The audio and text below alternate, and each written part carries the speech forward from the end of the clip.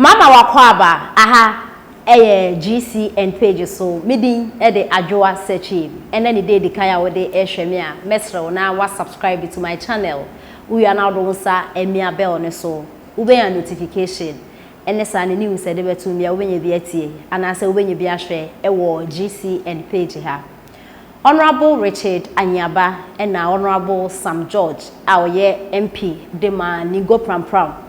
And Kwafu Mianue Ekoshia Ewo TV3 eye discussion efa ensema etwegu ewo Ghana hanom titrupa efa His Excellency Nana Addo Dankwa Akufo-Addo na membu ho na ewo discussion ne so no kamia kwa yesa Honorable Richard Anyaba ekeka na dwen de kire Honorable Sam George enya asem keto akra na edu baby no na ayesa Honorable Sam George just asem na atone so I say why you talk be na ohun de oye because Honorable Richard Anyaba e kana dwen yi papa na kamia kwa say NPP for no sesie no they are fed up with the NDC for no because NDC for no more hard dream kese and Nana Addo why you say echina Nana Addo sack finance minister and that say empo no Nana Addo na kasani NPP for majority our parliament house ye be kaya last year almost sorry 8 year Finance Minister Honorable Ken Oforiata enya asem keto akra ne Ghana ha beye he sese asem no akoda kakra e na de kamia kwa esa Nana Addo amanfo ha ne yie papa penti na NPP fo no omo aye fed up nti omo hyiaw na so woye wadwen se wo be kan wadwen de akere omo so omo ma wo kwan kra because omo nim de mo bebu amembu no mo ye Ghana fo na ye nim se NPP na NDC no yenim meme nkoka se dia de se no bia be yame but NPP na NDC obia bebu oman ne kakra yenim de at least obia etimi ayensi se no NPP for almost ntena se na NDC for mo form anim enye fem kra na Honorable Sam George ne nsema okan nam so Honorable Richard Anyaba ke kan na dwen de kire ne se Honorable Sam George kire se His Excellency Nana Addo Dankwa Akufo-Addo na membu we no eyade a eye not ese enye kra sisi no ya branche e wo Ghana ha no anasa wo ya ketesia ana wo ya abranche a waware with cater enyade a utumi afford the 2 meals and she say udidi anapa untimi didi ewimbri kra na kantomo akodi lunch aka ho na akoye 3 sisi no ene it either so obedidi anapa na wo de ada anasa udidi anapa wa skip ya wiabre na wo de akwakopem ewimbri ene sa na obetimi economy ni mu aye hot amafo ni abre sika ni ba bi okome de Ghana fo Honorable Sam George ni sema all canem na yenti nsema Honorable Sam George e kan de kakra we were told say yet sika so yet krom ha yet sika so and na come de yen today are we satisfied? Today it is a miracle if you can afford 3 square meals. It is a miracle in this country. Except you are an apparatchik of this government or part of the looting brigade. Okay, there is no way you will say that there is a bright future in this country. Right. Quickly come in. Aha, of we na atin some Honorable Sam George ekai na and some Honorable Sam George ekai na chese ene Honorable Richard Anyaba ni bufu no chese na Sam George pa adan NDC for mu bebu oman ne da mo bebu oman no more than the NPP for mu abebu oman no ade papa be mpa na mo ye da se de ani akirem e wo Volta region eye NDC for almost stronghold nanso no chese mo mba ye mbe ya de papa bia e wo Volta region mo besika dina esanse mo atno position na ache na mo pese mo bentinse mo hu kwa na mo so ya mudi ye nsem a Honorable Richard Anyaba ekeka ede Honorable Sam George ewo TV3 ewo abra omoye political talk show country and every Ghanaian must be part of it, and that's why I support this president, because he's doing the very thing that will make this country move out of the woods. Look, we've been how many years old and how many years have they governed this country? Every time excuses. Please, we are serious now. All this is talking about ESLA. He knows the formula.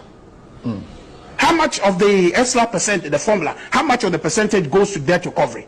About 32%. 68% goes to energy power generation and infrastructure support account. You understand? So what are you talking about? This thing about every day just saying things and seeking power for the sake of it. You know what they say? So for you, the ESLA has been used for what the purpose? But he should tell us if 32% of everything he's talking about is what goes to that. Were they not the one who crafted the law? If that is exactly what they wanted to do to just pay it, why didn't they put 100%? Because the price stabilization levy, 100% goes to that. Why didn't they do that? So please, don't just talk. Bright. They say power corrupt absolutely, or absolute power corrupts. But there is such thing as power that people get to serve. This is what we have. My brother and his party, I will tell you, Bright, this is my feeling. They can say I'm wrong. But I think that they are seeking power for the sake of power. And that is what corrupts. You understand? We need to get to a point. We have been brought to a point. You left this economy in the mud.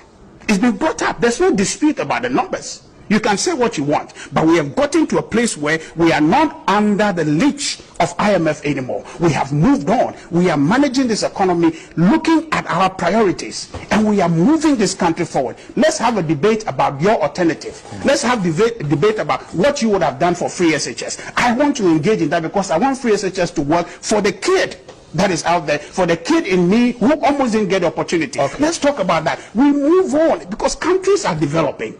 You understand? And we must develop too. And we have a president who is focused on trying to do that. But you just don't come and have a moment and just have honorable loose talk. That is not acceptable. That is actually inimical to the growth and the interest of the people who are from my region, who appear to be your stronghold and your supporters. And for me, I find insulting, and if he can seize, or his party can seize from that, it will help this country move forward. Okay, Madam Sanja, wrap up for me.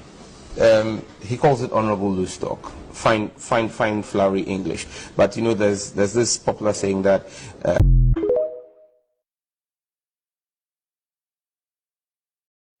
Vladimir Kwedi.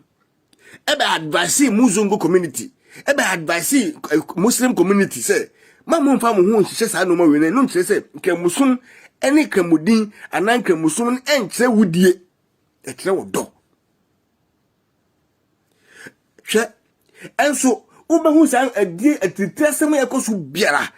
Still, we are involved. I didn't hear because ye be can't tag him, but yes, and can Musumo to tremo.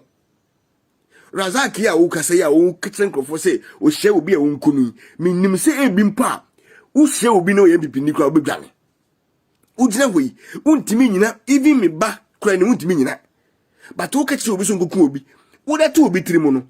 A be our kind of trial because of political talk, but obviously the baby anymore. Only MPP need be a debate any before or back about a bonnecuno. Mamma sa tag, you know, I bet tagging Kremufua, as you say, as you say, I'm so Christosum, a software Ghana.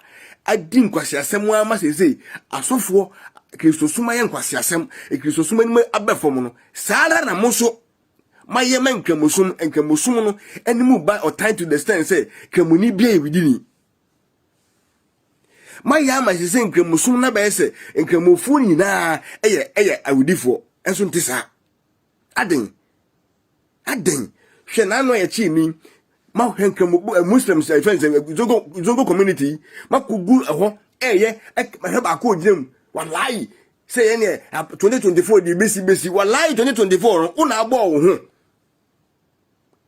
I say don't take down say it's a womb put and nipa kwa so be kuni pampo life be jack crampo no be wini ombe onu ni wura fi ne ho say wachina obetinye wu mahama wura fi ne ho say nyo no bon kwa omu wura fi omu ho mabunu se mo se mo dwen mo ho na mo dwen Ghana ho a odi walai na odi animu a ene 2024 2020